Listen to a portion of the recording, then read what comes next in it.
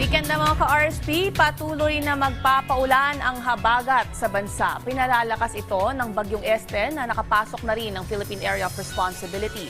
Gumagalaw ito pahilagang silangan pero malayo po sa kalupaan. Lalabas yan ng PAR bukas din ng madaling araw. Sa ngayon, ang Tropical Depression Esther nagpapaulan dyan sa bahagi ng Batanes matapos itaas ng pag-asa ang Tropical Cyclone Wind Signal number 1 sa lugar.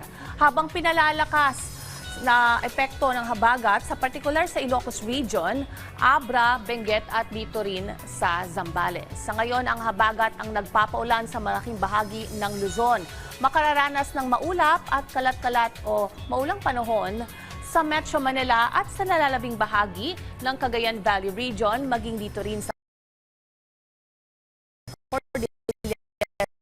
Region, Bataan, tinatayang aabot sa Infanta Quezon mamayang hapon habang posibleng umabot naman sa 44 sa Alaba.